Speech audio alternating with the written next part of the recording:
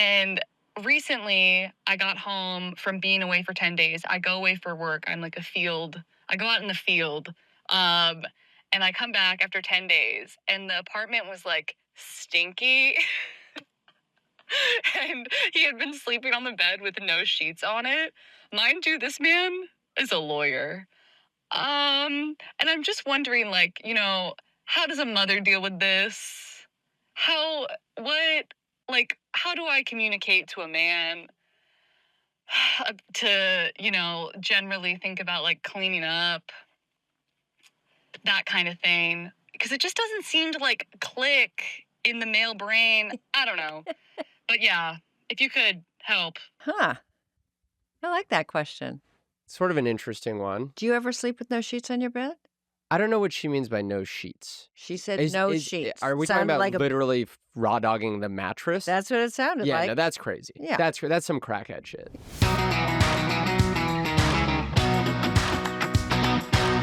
Welcome to Mommy Issues. Here, was that too loud? A little bit. I had a feeling. Welcome to Mommy Issues.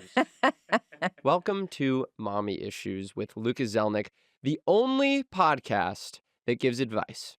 No, Yeah. Just kidding. The only podcast where you give advice. The only podcast where I give advice. Currently, I'm not giving advice on any other podcast. Right. Although they're maybe clamoring to get you after they hear all of your wisdom. Yes, I'm not opposed to giving advice in podcast form on other podcasts. I don't have an exclusive here. If you're looking for me on your advice podcasts, I'm here with my mom. Mom, Hi. thank you for being here. Thank you for having me. So this is a new podcast. It's me and you. Mm-hmm. We have a good rapport, we feel. Mm-hmm. You do a good job of sort of bringing me back down to earth sometimes. Mm-hmm.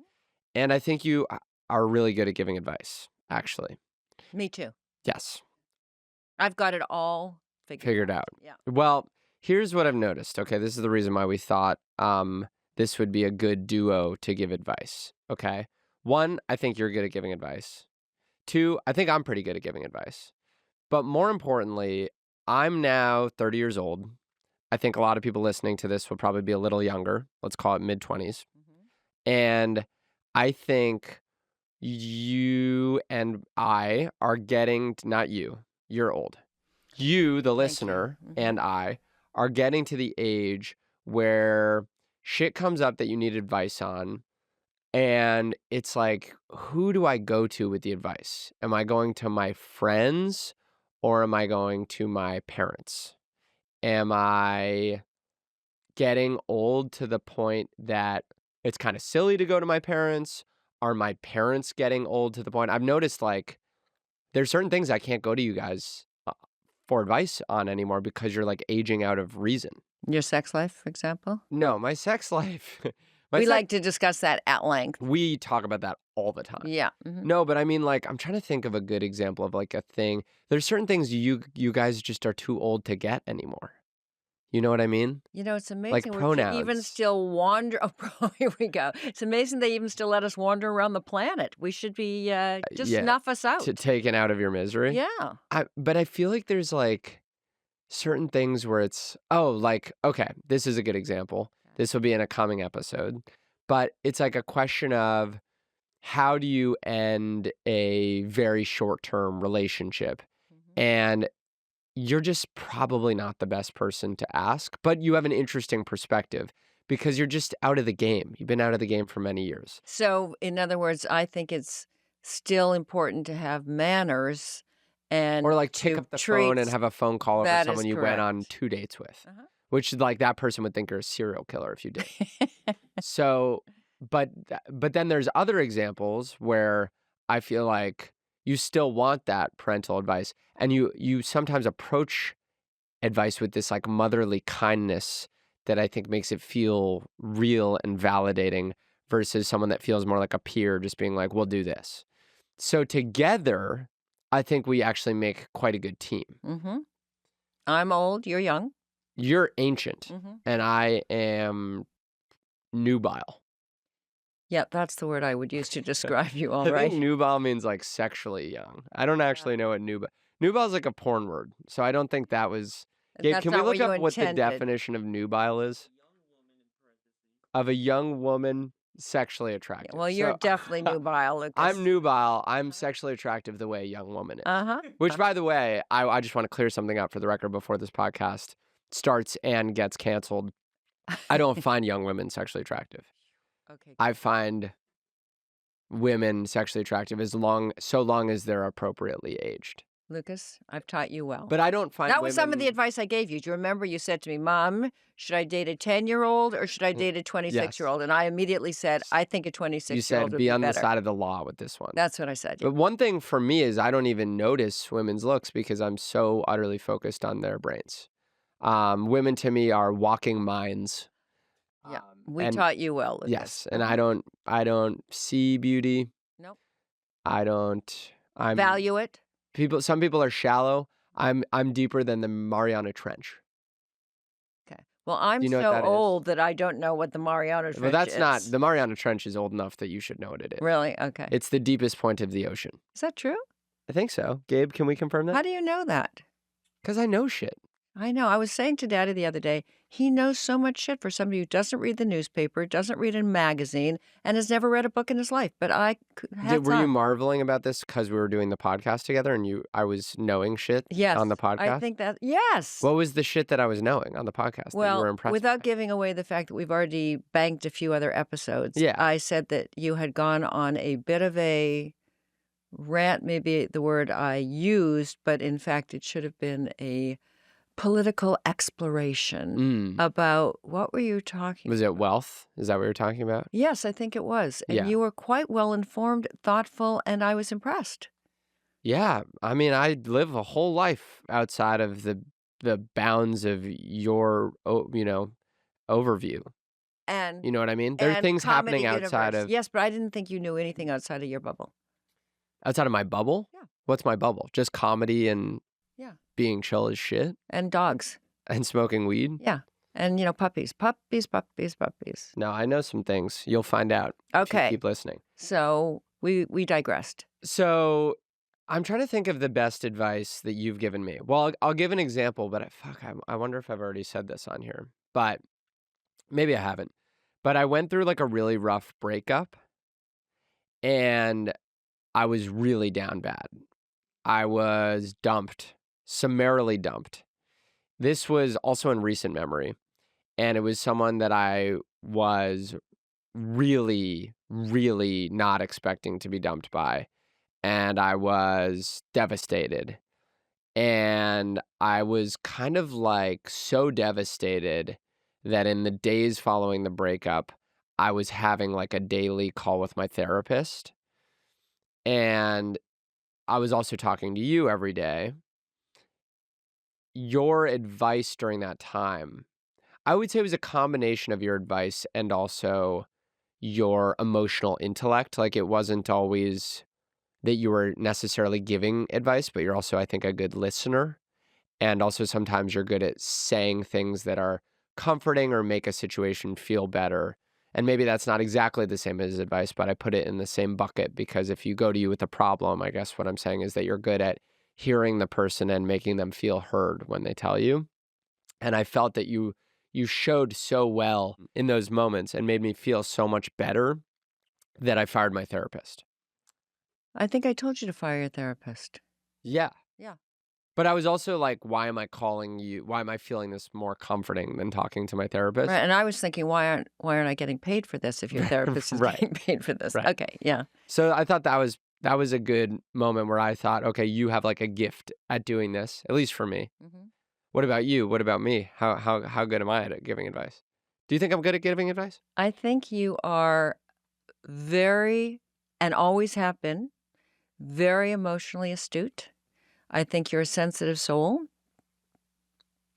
I think you're thoughtful, and I think you're insightful. So I don't think I come to you that often for very specific advice, Mm-hmm. but your take on every situation is usually right. Oh, I know a good piece of advice I gave you. Yeah. Are you thinking of what I'm thinking? I don't know. To forgive a family friend or ask them what was going on? Oh, yes, I remember that. We had gone through a moment in our lives. Was it about your brother? Yeah, so my brother was addicted to opiates Right. and went to rehab. You tell the story. Well, I don't want to tell that part of the story, but Well, that's the part of that's the truth. I don't want to tell the truth.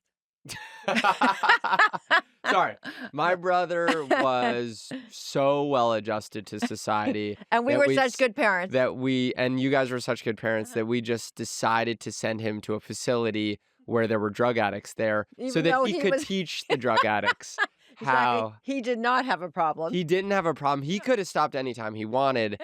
We send him to this rehabilitation facility so that he could really serve as an example for all the Exactly. heroin addicts that were there, which he was not one of. No.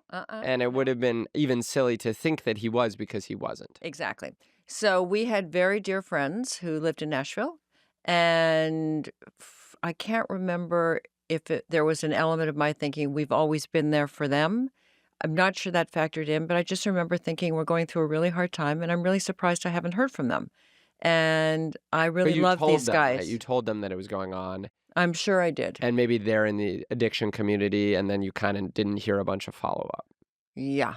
That part I don't remember. All I remember is there are some people in your life who, even though you may not be in touch with them on a daily basis, are really important to you. And at a moment of crisis, you either want their comfort or they may be the first people you call. And these were two people with whom we had been, one in particular, who I'd been very friendly with for years, and he'd had crises, and I'd always been there for him. And this felt like a crisis, and it felt like he hadn't shown up. And we have what's our motto in our house? Show up. Always show up. So doesn't matter what the situation is, you always show up. And that doesn't mean the person wants you there. And if they say to you, we don't want you, you can go home, but you always have to show up, right? So they hadn't shown up. And what did I say to you?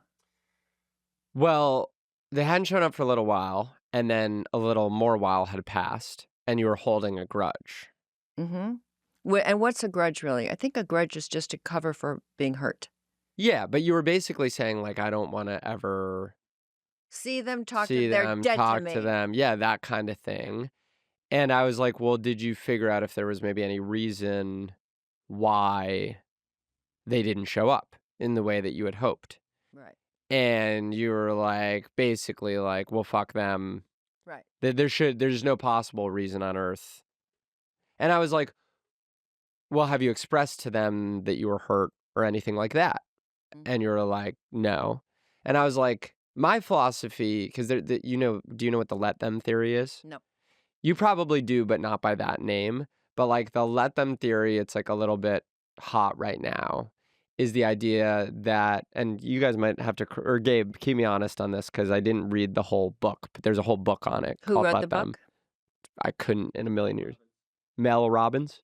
The inspirational speaker, Mel Robbins? Is that it? No, that's Tony Robbins. Exactly. Tony Please Robbins continue. is the inspirational speaker, who I think has like a sexual assault allegation or something. Oh, okay. What did Tony Robbins do? And if he did it, does he want my advice about how to Tony undo it? Robbins was, an event was canceled amid misconduct allegations, sexual misconduct. Yeah. Okay. Classic inspirational speaker. Right. You can suck my dick. You must suck my dick. If you don't suck my dick, you'll never achieve your full potential. Okay, please continue. Put that one in the books. All right.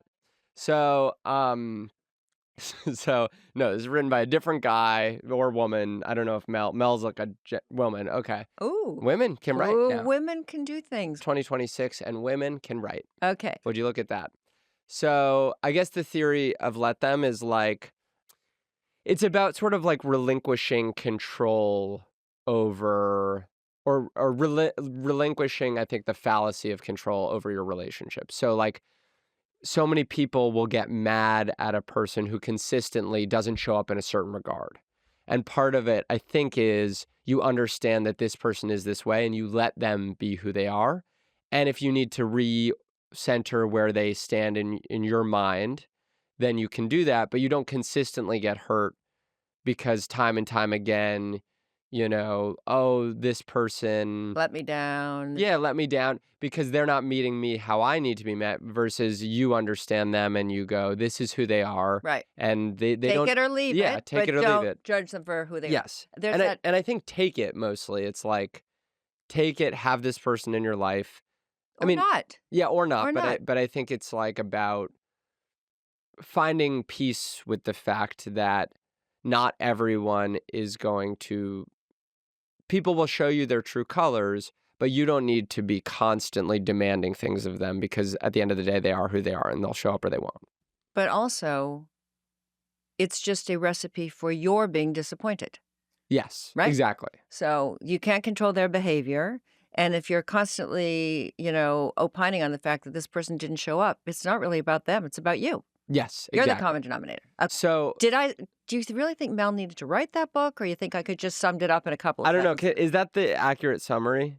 Because Let's see. It's about letting go of the need to control others and focusing instead on what we can control. Okay. yes, Well, I can do that it's in about a relinquishing paragraph. control. Correct. So I think, but here's my thing. Mhm.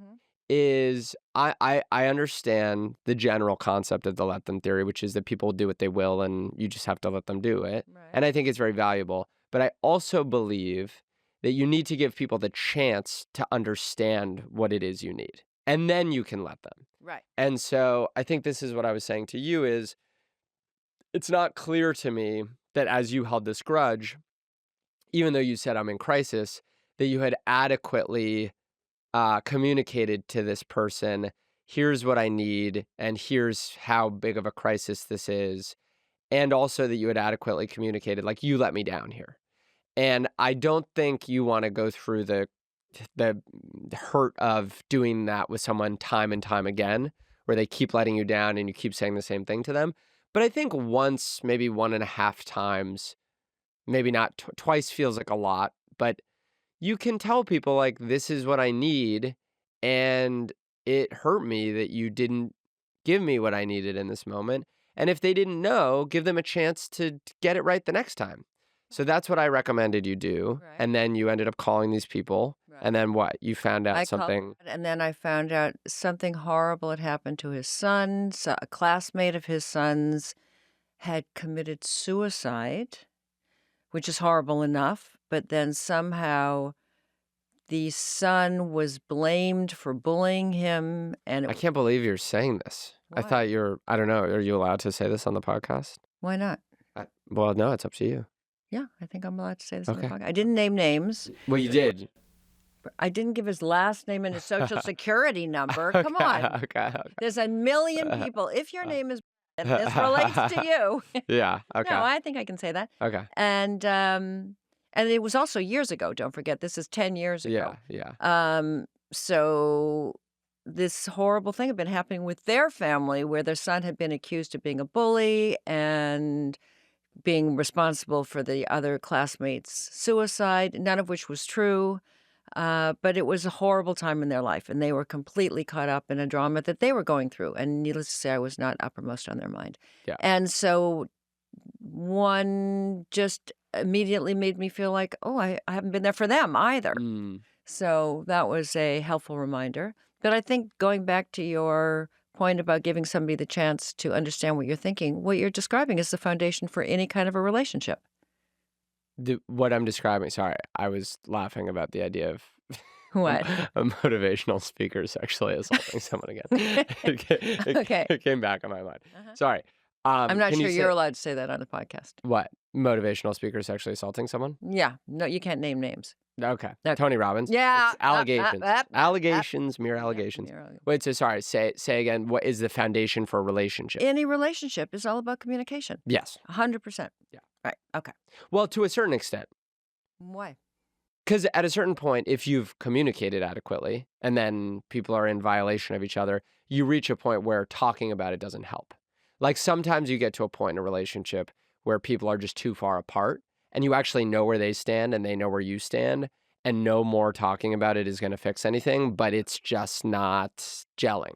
Agreed. And I think that piece of the communication is as much about you resolving your own feelings as it is about giving the other person the opportunity to respond. Yes. Right. Yeah.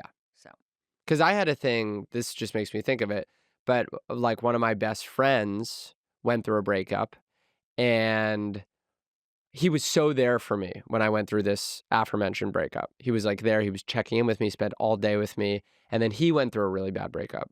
And I don't And you know were if busy? I was busy. Yeah. I don't know if I didn't realize how bad the breakup was for him because it was a somewhat short relationship, but also so was mine. Mhm. But I was in Europe. I was visiting my girlfriend's family at the time. I was like on a time Rebound change. relationship, probably, because you'd gotten over that last one pretty damn quick. Yeah, Yeah, okay. sure. Go on. Yes, kind of. Yes, Got it. sure. Yeah, okay. And I was in Europe, and I was on a time change, and like my girlfriend's family was drinking a lot, so I was sort of like drinking with them, and I just didn't. I'd like have a couple Guinnesses, like I'd wake up And have a and Guinness? like I'd be like drunk by the time he woke up on U.S. time, because if he woke up at like 10 a.m. U.S. time, that would be like 2 p.m. my time or 3 p.m. my time, and I'd be drunk. Already. Yes. So, in other words, we sent the wrong child to rehab. Yes. Yeah. I could stop anytime I want, but if But if I the- was thirsty. but if the What could I good do? folks of Alcoholics Anonymous need a role model Uh-huh. and Or a someone to help spokesperson. motivate them and tell them that a few drinks is easy to put down and feels amazing, Uh-huh. I can always be that guy. Good point. Yeah. Um, So, did you ever apologize to this person? I did. And he said, I said it kind of didn't occur to me how badly I'd shown up until I got home, because I was only gone for like 5 days. So I think I eventually took the perspective of like, as soon as I get home, I'll be there. And I think he felt like, well, those were the 5 days. That was the crucial, those were the days I showed up for you. Those are the hardest days. I'm 5 days away from it now. I feel like I'm kind of back on my own 2 feet, and you weren't there for me getting back there. right. And yeah, I just got ahead of it. I said, I'm sorry. He was like, well, I don't think things will ever be the same in our friendship. Oh, he said that to you? Yeah. And now we're paying for him to come on vacation with us. No, that wasn't. Oh, wasn't that's that who you person? think? Yeah, that's how I thought it was. No, that person would never say something like Oh, that. I thought that's who it was. No, Okay, no. so it was the other blonde person. Yes. Okay, got it. Yeah. And he said, I'm not sure things will ever be. He said that the fact that you didn't show up is now just something I know about you. And that's just what it is. I can't take that out of my mind. And I made kind of a plea where I was like, you can know about me that I did that, because I did that. Mm-hmm. But give me a chance. I didn't understand how deep this was. Mm-hmm. Give me a chance to Make it up. to show you. up and do the right thing next time. Like cuddle at the end of your bed. Yeah, whatever. Go on an apology tour. Right. And lucky for me, Mention you in every one of my stand-up acts. sure, exactly. Yeah. And lucky for me, he had another brutal breakup like 2 months later. Oh, and you could make And that time I showed up the right way. right. And then I think things were a lot better between us, because How many brutal breakups has he had since? Because I'm this starting man to is think a walking breakup machine. I'm starting to think he's the common denominator. I know. I was like, not you. by the time we got through the second one, I was like, does any of us remember the last one? And I was like, but also, I mean, like, people make mistakes. So when somebody says to you, and I know who you are and I'll never forgive you, it's like, you've never made a mistake in your life? What the fuck? yeah. But you can, well, but less so now, but you can hold a grudge. You're pretty unforgiving. Totally. Yeah. So you're kind of the queen of giving fantastic advice that you would never listen to. Totally. Yeah. Yeah. But that's what advice is. It's about advice. I mean, if you could summarize this podcast in a word, it's all about hypocrisy. Totally. But so what? Should we Do as change I the say, not as I do. Should we change the name of the podcast? Hypocrisy. Hypocrisy with my mom? Yeah. Hypocrisy. That's good. Mommy hypocrisy. Mommy hypocrisy seems like a weird. Mouthful. Yes. Yeah. It's a lot. Okay. So we will have just a little time, and you'll get a little sense of how we give advice. Yeah. This is not such a deep one, but let's go for it. We'll start light. We'll start light. Okay. Some of the other ones we've gotten sound like, how do I kill my father? So we're... How do I kill my father? Hello, Lucas's mom and Lucas. Wow, this is kind of weird and awkward. But I have a topic that I think would be great for a mother and son to discuss.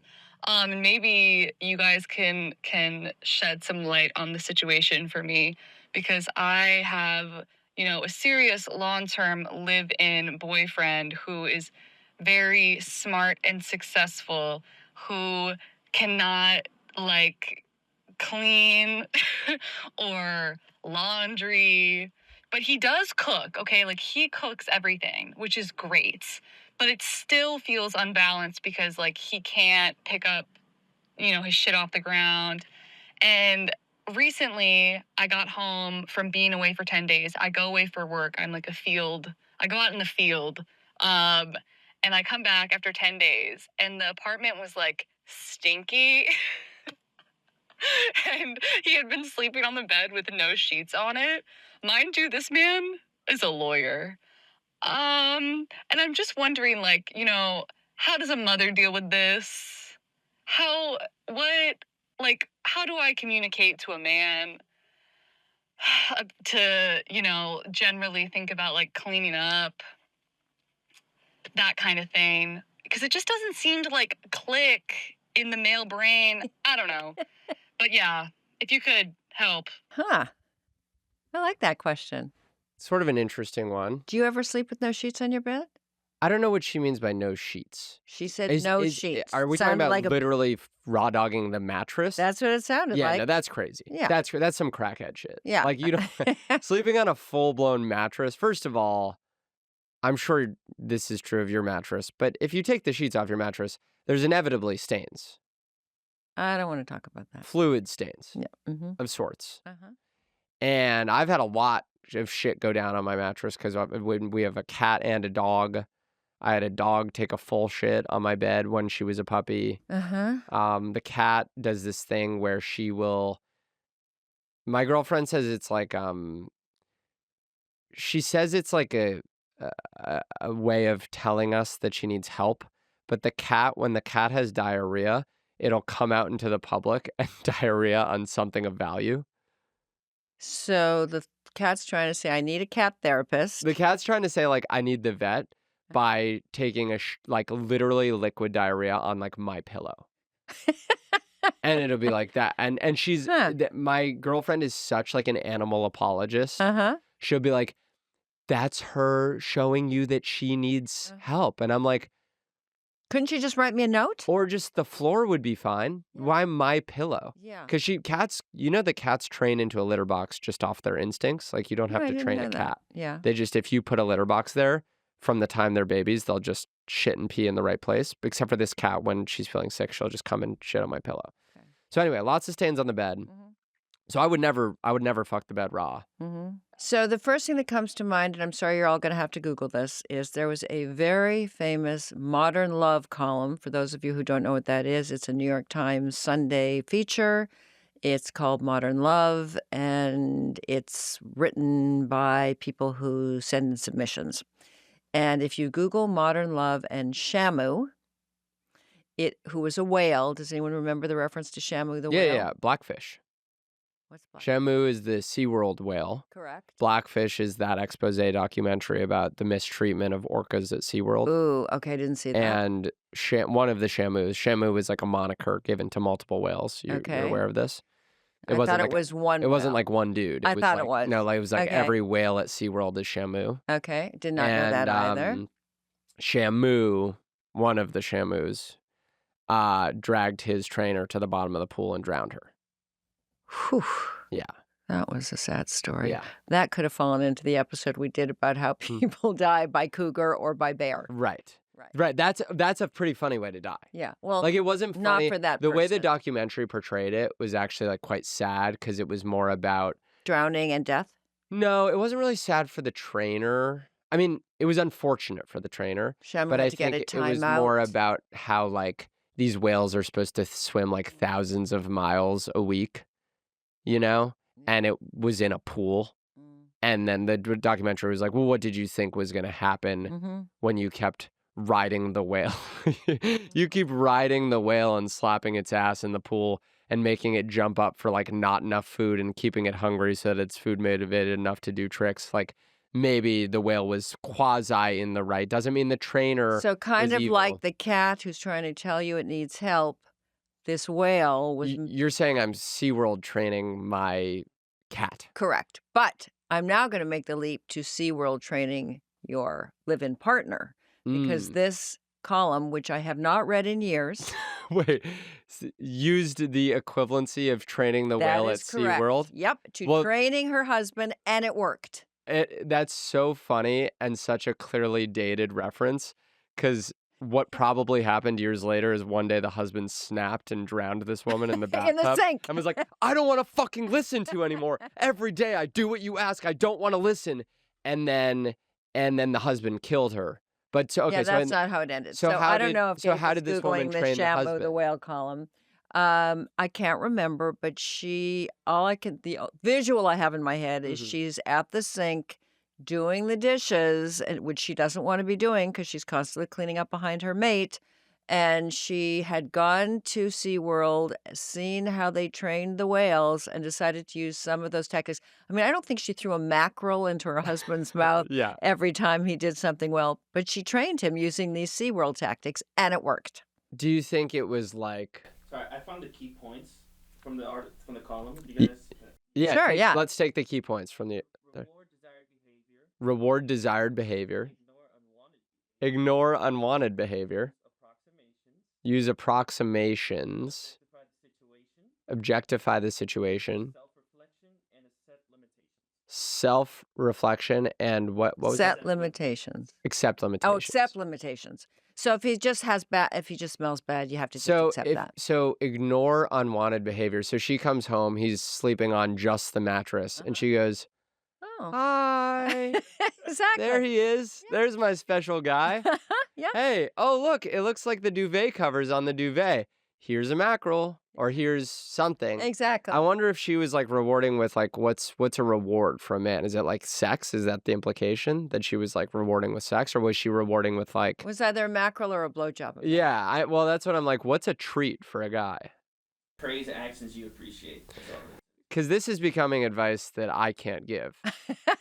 Because... I think your boyfriend's messy because you're not blowing him enough. You gotta reward desired behavior. If he tries doing the laundry, blow him. There. That's good. Yes. Yeah.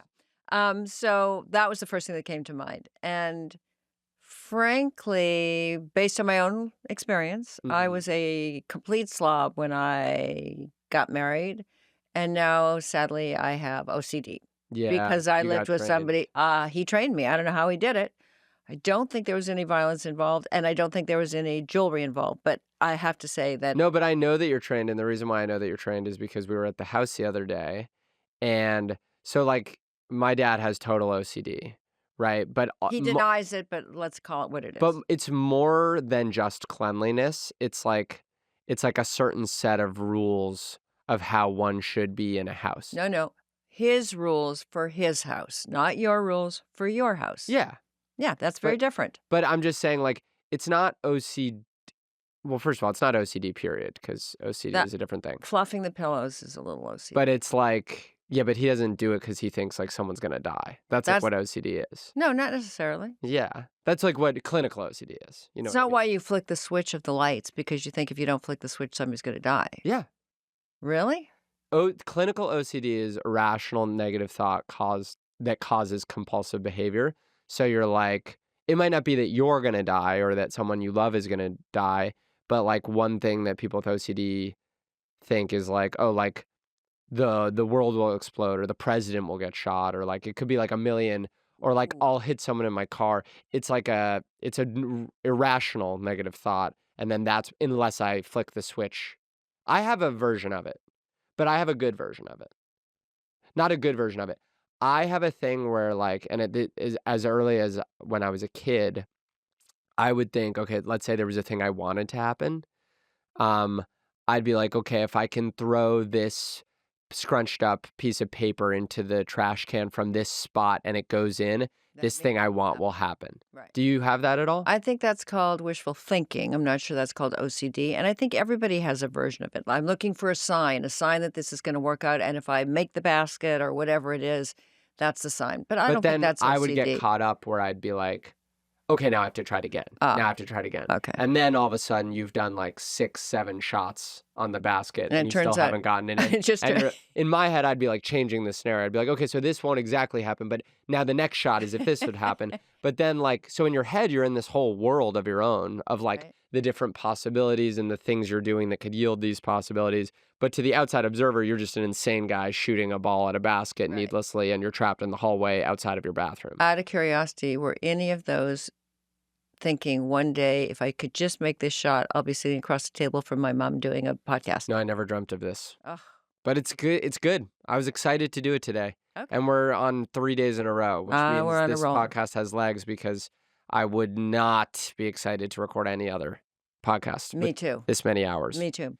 So going back to the woman. No. no. Going back to Dad quickly. Oh, okay. So I don't think he fluffs the pillows because he's afraid that like he's going to die or you're going to die, or I think his eye will not let him walk by an unfluffed pillow without fluffing it. Right. He's like got this obsessive attention to detail. Certainly obsessive, but I don't know if it's a compulsion. Well, I guess he feels compelled to do it. Right. But what I was going to say is it's not just about neatness because, for example, eating out of a takeout container could be the neatest thing. Mhm. It's easy. You just have the container, you have a fork, there's no transfer of food, no possibility for a spill, but he like hates that.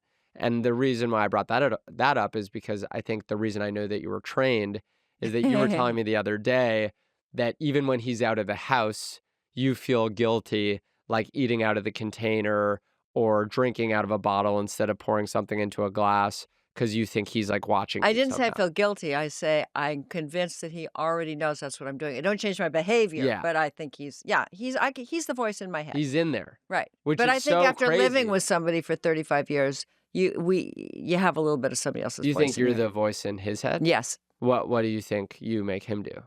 I know some of the things I make him do. I can't go into them in our very first podcast because I want to tease them, but Oh, okay. I definitely know I'm in his head. Come back for future episodes. You can hear the things that my dad thinks inspired by my mom. Yeah, exactly. But going back for 1 second to the woman and the shamu, right?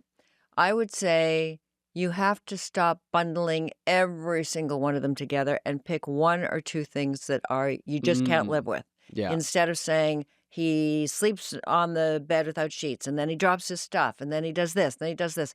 I get that all together, it's a pain in the ass. And I don't know how you've stayed with him for that long. I mean, it's pretty shocking that you stayed with him, not stayed with him, but that you managed to share a common space 10 years later when he, smells bad and he's dirty and he drops his shit. But I would just work on one little thing at a time. That's smart. And decide what that one thing is that's the deal breaker and just say to him, listen, we live differently. And by the way, are there things about you that he doesn't like? Are there things about you that he wants you to change? Is there a possibility for a quid pro quo here? Okay, but yeah, maybe you're a bitch. Maybe that's his issue. maybe your Maybe expectations. he leaves his laundry on the floor because you're a bitch. Yeah. Have you thought about that? Yeah. Oh, ally. Sorry, I wouldn't think that. I'm just saying that's probably something that a woman tearing down another woman would say. Yeah. But me, I elevate women. So I know it's impossible that you'd be a bitch. Yeah. Or that women could be bitches. Yeah. Men could be bitches, Yeah. but women can't. Yeah. Done? Okay. So that's what I would do. I would pick one thing at a time. And then when he masters that, toss him a mackerel or a blowjob. So rather than saying like, you're stinky, Right. you got to be like, you got to in your own head go, well, is it stinky in here because the laundry's out? Is it stinky in here because there's dishes in the dish or in the Right. sink? Is it stinky in here because you haven't showered? And then and maybe the answer is yes. To But all you gotta, of them. but you got to pick possible. one and be like, hey, just please don't leave your socks on the floor because those smell Right. and it makes the room smell. Right. Well, we don't know if she's tried this, but maybe try isolating. Right. I think that wasn't that on the list of bullet points? There you Break go. down large changes into smaller steps. There you go. That's good. Yeah. I'm trying to think because I sort of have my girlfriend is a little bit messy herself, but so am I in my own way. And we're messy in different ways. And I think it becomes a bit of a, it's like a bit of a clusterfuck. Like when she starts being messy, I sort of take it as license for me to be messy. But does it annoy either one of you? Yes. Both of you? At a certain point, the house just gets too messy Right. and everything feels cramped and out of place. I think the biggest thing that annoys me isn't always the mess, although mess does annoy me to a certain extent. But probably one of the things that actually drives me most insane in the world, like on an evolutionary level, is not being able to find my possessions when I'm looking for them. It gives me this like existential anxiety. Like when I go on a trip with a group of people in like an Airbnb, for example, I am like obsessive over everything goes back in my backpack. And I think it's because I always lose things. So I know that I'm prone to do this. Mhm. But the biggest thing about the mess that annoys me is there's like 5 things in my house that I'm always fucking looking for every week. My white t-shirt from Vince that Mhm. fits me really well. Mm-hmm. I can't find it right now. I can never fucking find it. Mm-hmm. My shoes, I can never find my shoes no matter where they are. This is partially because we have a dog and the dog takes the shoes around the house. So the shoes are quite literally moving around the house, so it's a little more fair. Also, I can never remember. I have like wallet, keys, phone, Mhm. AirPods. Those are like my 4 mainstays. I'm always missing like one of those 4. Mm-hmm. So that's the thing that drives me nuts. And I think like the mess contributes to that because there's more places to look.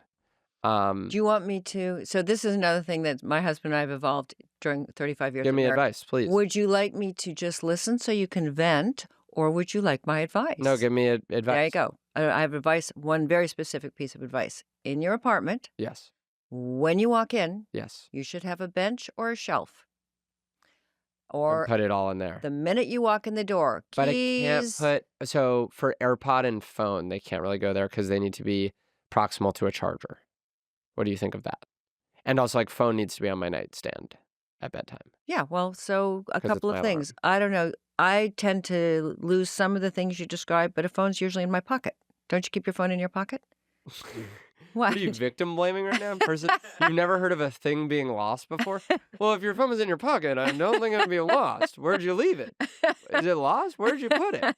But keys and wallet and that kind of stuff. Here's what I do with my phone that drives me nuts. Yeah.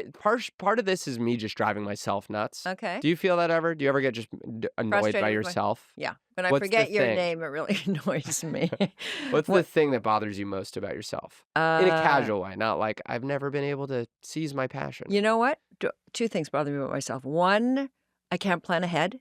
I Mhm. like to plan in the minute, which is not very helpful when you got to be someplace tomorrow. It's like, no, I can't talk about So you tomorrow. find yourself back in this position of like, I'm planning a thing that's coming up in 2 hours, and you're like, why do I always fucking do this? Yeah.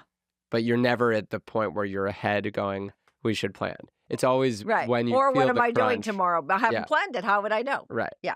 Does that make sense? Yes, that does. What's the other thing? And then I was just gonna say, I don't know. That one's good. Because enough. that one doesn't bother me at all about you, or I have the same trait. But like it totally bothers Dad Exactly. that you don't plan ahead. Right. But I find planning ahead bothersome. Like I really, one of my favorite things to do for a vacation is to go there and not have the dinner reservations and not have these like blocks of things that then hold up your day. I'm like, vacation, as just one example, is about going to a place and figuring it out. And like, why do I want to be held to a 7:00 dinner? But maybe that's more of a young person thing. But like, I love spontaneity and I love not knowing what I'm doing the rest of the day. And I'd be bored if I did. Yeah, your father is the opposite of spontaneity. He Yeah. has to have a schedule, and he needs to know where he's going to be when and Right. where, and the workout's at 9:30, and then this is at 10:30, and this is at 11:30, and I think he dreams about his calendar. My thing that bothers me is that I'm like, I have this belief in my brain when I put something down that I know I'll remember where I put it. Mhm. But I put things down in the craziest places. Like I'll go into my closet, right? And I'm looking for a sweatshirt. Again, Yeah, I'm always looking for a sweatshirt. right. And then I'm like, okay, I'm just gonna put my phone down on On this the stack shelf. of Yeah. black t-shirts Yeah. that is also the color of my phone screen. Yeah. And then I'll look for the sweatshirt. I look for my sweatshirt. I find it. I'm like, okay, I'll go put it on. So I go put it on, look in the mirror. I'm like, okay, cool. I'm going to wear this sweatshirt today. And then I'm like, Where? phone, Right. phone. Phone's on the bed. I feel like I put the phone on the bed. And then I go to the bed and I'm like, no, phone wouldn't be on the bed. I probably put it on the kitchen counter. I go to the kitchen counter and then I'm like, phone on the chair? And I go to the chair, and then I'm like, huh, can someone call it? And then I have my girlfriend call it, and I don't hear anything, and I'm like, okay. And then I'm like, it's probably in the bed, like it's under the covers. And then eventually I see it on the stack When of you shirts. say eventually, like days later, hours Talking about later, like a good like 15 minutes. but 15 it's- minutes of your life you're never getting back. that I'm never getting back, that I was supposed to have left the house by. Right. And then it's like on the shirts, and I'm like, right, the shirts. But in the moment, I wasn't really thinking about the shirts. I was thinking about the sweatshirt, and I was putting it down errantly. All those people who wear those phones that are either on lanyards around their neck or strapped. I think around... you've been hanging out with the special needs community a little too long. My sister, we say it every time. It's become a running joke.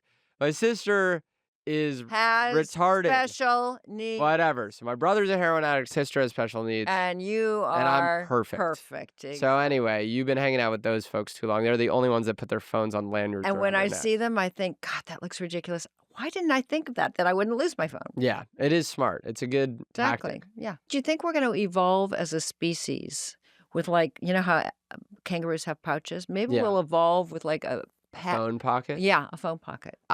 Maybe over the course of millions of years, although we're a little bit too evolved already to get. I think we're going to dwindle physically because we're evolved. We're just going to be one big AI blob. Well, you know how like aliens are tiny little gray guys with huge, gigantic heads, but they're like physically weak? I don't know if you've ever like met one. I've met several, yeah. Yeah. But like, I think, first of all, I think aliens are real, so we don't even have to get into that. Agreed. Do you really think that? I really think they're Do real. I in think that there's such a thing as an alien species? No, I think they've been on Earth. I think aliens have been on Earth, 100%. Do you ever look at me or Daddy or your sister? Maybe Lee's just an alien and she's not really. No, I don't think they're among us in that way, although there is, this is crazy, but like the defense minister of Canada, basically, who was like a really legit guy, was just like, yeah, aliens are real, and there's like 5 species, and most of the governments have met them and talked with them, and one of the species... suddenly got canceled for that? That seems unfair. No, but the guy was like, he's dead now. Oh. But it was like a legit... I don't remember this. Well, anyway, we'll look it up, but I can't even get into the alien thing.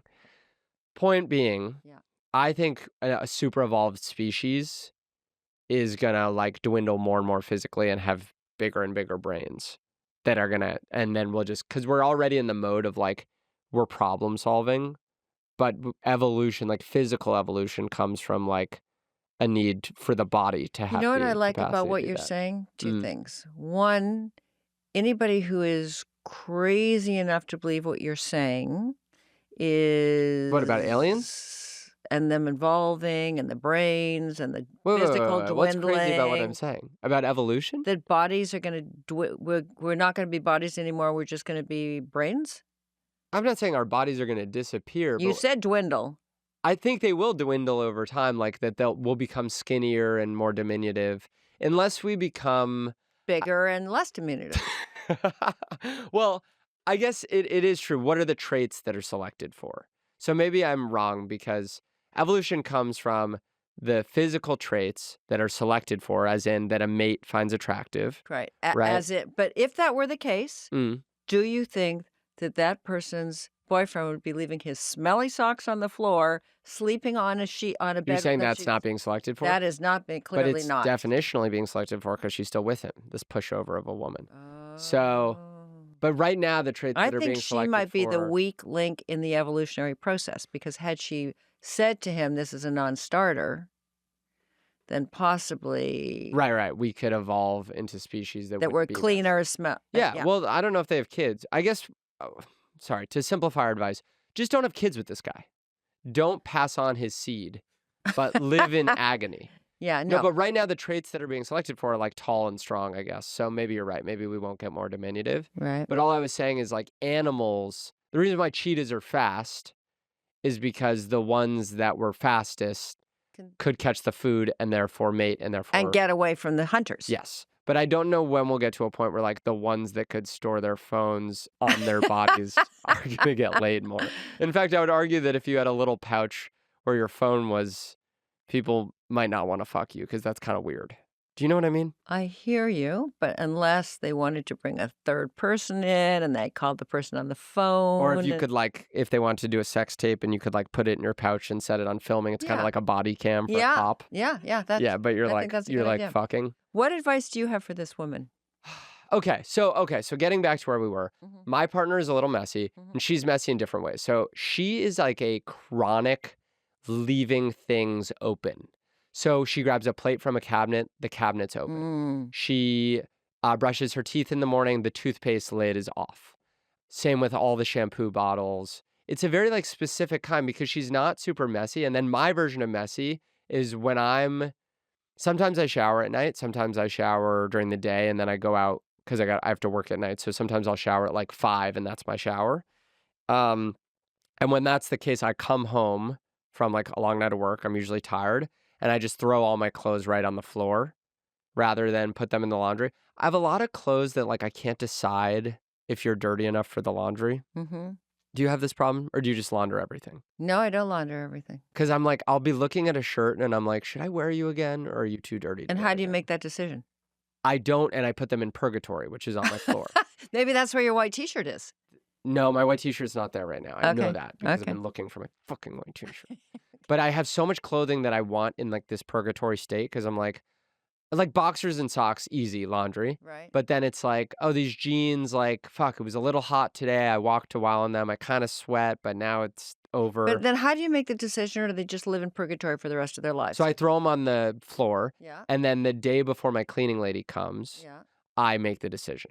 But I just leave them on my floor for a whole week, basically. Okay, so you don't wear them for the week. Sometimes I'll pick them up, wear them, and then put them back into How purgatory. often does that How often does that happen? Pretty frequently. With jeans, shirts usually go into purgatory and stay in purgatory. So why not just throw them in the laundry? Because in the moment, it's this belief. It's like putting the phone down on the shelf where you're sure that you might wear it again. Are you going to want to wear a shirt that's been living on the floor for a couple of days? The floor is probably cleaner than the bed at this point. Well, with the cat pooping on your Yeah, pillow. with the cat diarrheaing on the pillow. I got it. Also, the It's a other cry thing I for help. think is and this is kind of a scarcity mindset sort of thing that's born out of I live out of a suitcase half of the year. But one thing I'll do is so say I wear a shirt for a show and I sweat in it, but it's not stinky, it's just not clean anymore. I won't put it in the laundry yet because I'll use it for my workout. So that way I can double wear a shirt and I don't need to wear a freshly clean shirt. And that's from touring and comedy, that is a thing that makes a lot of sense. So I can get more wear out of fewer pieces of clothing. But for life, I've now accidentally trained myself. And that's purgatory is a lot of shit that I'm I can wear this if I'm not clean and want an outfit. I got it. You know what I mean? Yep, I got it. Okay, so I'm going to tell you one more piece of advice that I offer to you and your girlfriend, Okay. and also to this woman And who then I have called to in. close with my advice too. Though. Okay, fine. And also to this woman who I'm hoping that neither she nor her live-in partner are psycho killers. Come home and live with my husband for 1 week and you will be cured. That's what I have to say. He doesn't put an electric collar on your neck when you leave the cap or the cupboard open, but trust me, within days you'll What do be you think cured. it is? Do you think he's persistent and stern? I think he communicates that he just can't live with that cupboard that's half open. And He's drama. He's dramatic. oh no, there's nothing dramatic about it. He doesn't say a word. You grew up with him. You just know that Well, it's not gonna not work. dramatic in the traditional sense of drama, in that it's not over the top the way he acts. But there is something dramatic over. He leaves a place and he'll be like, "It was disgusting in there. It was disgusting." Cut to the place. There's a little bit of dust on the counter. Disgusting. They hadn't dusted it in years. in seconds. He's like that. Yeah. No, he's clean. He's But clean and orderly. So we got to a point. This is about me This and is your my advice? relationship. Yeah, this is my advice. Yeah. So we got to a point the other week where I kept coming home really late. I was exhausted from doing shows. And I would get home and the place was just so messy. And Were there sheets on the bed? there were sheets on the bed. Okay. Yeah. Yes. I am, after all, living with a woman, so I'm not in the world where you are. But what I would do is here's what I've found. And I know this probably isn't going to be great advice because it sounds like you're already doing a version of this. But what I found was we were in a negative spiral, and then I thought we could get in a positive spiral. Because the negative spiral was she leaves the cabinets open, and I see the cabinets open, and I go, she's messy, I'm messy, and I throw my shit on the ground. Because she's set this, like, value that, like, it doesn't really fucking matter in there. And so if I come home and the house was messy, I was like, well, since the house is messy, I'll lean into my own laziness. And the way that I tried to break the cycle was I went, I'm going to train myself to come home and every night do 10 minutes of cleanup. And one, it's a thoughtful thing to do for her, because then when she wakes up in the morning, the house, she doesn't always notice, but the house is a little cleaner than it was. Like, one of the easy things is, like, the dog has a box of toys, and the dog grabs her toys out throughout the course of the day. And by the end of the day, there's, like, all these fucking dog toys all over the rug, and we're not cleaning them up as they go because the dog's entitled to play with her fucking toys. At the end of the night, the dog's asleep, and the toys are all over. So I just grab the toys. It takes me 30 seconds, and I just put it back in the toy box. And my girlfriend leaves, and I leave this too. We do, like, a lot of takeout. We leave trash on the counter. I put all the trash in one thing. Because unlike her partner, you guys don't cook. And you don't cook because I her don't partner cook. at least Yeah. cooks. It's nice that he cooks for you. I think that's great. So then, because Reward he cooks for you, Reward the little reward the thing. good behavior, Yeah. and maybe you do, like, one cycle of laundry. Like, it doesn't take that long. Maybe it's not at the end of the night. I don't know, like, what your work schedule looks like. But throwing a thing in the laundry and moving it to the dryer, maybe he's the one that has to fold it. I don't know. But I just try to get things started. Like, I start the cleanup so that, one, it feels like I'm also making an effort and we're on the same team, and it's not just a blame game of, like, you're the dirty one, I'm the clean one, so you have to be responsible for your mess. I lead by being like, you left a little mess out. I took it upon myself to clean up some of your mess, and then maybe when I leave some mess, you clean it up for me. And then the other thing I did is I was just like, hey, there's one thing you do, and this goes back to your point. I was like, there's one thing you do that I find a little annoying. And I was like, on some roommate shit, not on some relationship shit. Like, I was like, this is not deep. This is a roommate thing. And I was like, you put all your makeup shit in the sink. And so then when I need to wash my hands and I come home, your makeup shit's in the sink, so I can't wash my hands. And then I have dirty hands. And so then I have to touch your makeup shit with my dirty hands, and that's, like, no good. So that was my thing that I picked. That was, like, my hill to die on. So I'd say pick your hill to die on. And then besides that, pick the things that don't matter as much, that more matter to you than they do to him, or, like, aren't even a big deal to either of you, and put a little dent in and see if you can create a positive spiral where he's motivated by your proactivity. And if that can't be helped, then you just gonna have to blow him. Or kill him. Blow him or kill him. Or blow him, then kill him. But no, why waste your time doing that? One of the other things as you were talking, and I know we're over time, but I had two thoughts. The first is patterns build up in relationships. Any relationship, all kinds of relationships. The fact that you're still talking about this after 10 years tells me that you let him get away with it for 10 years. And when I say let him get away with it, I don't mean it like that. I just meant if you don't say, sort of set your boundaries, whatever they are about anything, then they just keep going. And this is a situation of boundary setting too. It doesn't have to be harsh and you don't have to make a point of it, but in your own head, you have to decide what you can and can't live with. And you have to set boundaries. And also, 10 years you've been with them. 10 years you've been traveling on doing your field work. What's the definition of insanity, Lucas? Doing the same thing over and over again and expecting a different result. Correct. So you've been gone for 10 days. What'd you think? You were going to walk in the apartment. It was going to be spick and span. Set your expectations. So, you knew that's what was going to happen because it's probably happened 25 other times or more.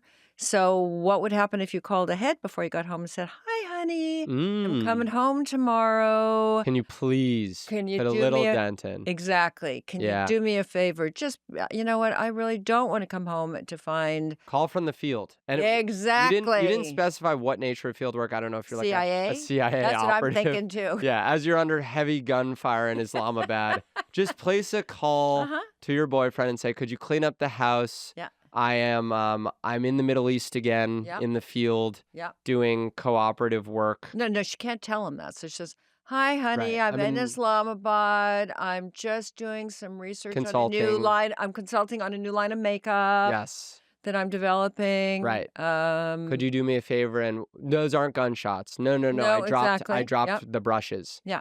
Um, The makeup brushes. Could you do that? Yeah. The other thing I think this could totally be happening because I've fallen victim of it, and this is the man's perspective. You said he's a lawyer, right? Sometimes I think men, we feel like our jobs are important or we work so hard that when we come home, we're like entitled to be messy because it's like our release from. So I wonder if he's just like working his ass off on some like awful hours and it makes him feel Honey, like she's in the CIA in she's in the Islamabad. field. She's in the She's field. in the field. Exactly. What? She's not working hard? She could be a farmer. You're out in the fields, you're farming yams Uh-huh. and And other he's out crops. there. And he's a lawyer. He's dealing with, you know, he's probably Jeffrey Epstein's estate's lawyer. yeah, he's dealing with, right, Jeffrey Epstein, where that's a whole nother. Yeah, anyway, so I think he might feel entitled, which understand that he's tired. Oh, he's so He's sleepy. tired. He's so sleepy. Oh, no. And the field is easy. Yeah, your life So is easy. easy. Yep. You come back sunburned from the fields. Yeah. The fields. Yeah. From the rice paddies. Yes, but yeah, I think we opined. I think so too. Let us know if that helped you. If not, whatever. It sounds like you're already in If it. not, I'll give you Lucas's personal cell phone. You can call him Yeah. directly, morning, chat. noon, We can night. chat. Yeah. Okay. All right. Thanks for being here, Mom. Do you have anything you would like to plug? Not today, honey. Okay. All right. Thank you guys for joining us. This has been Mommy Issues with Lucas Zelnick.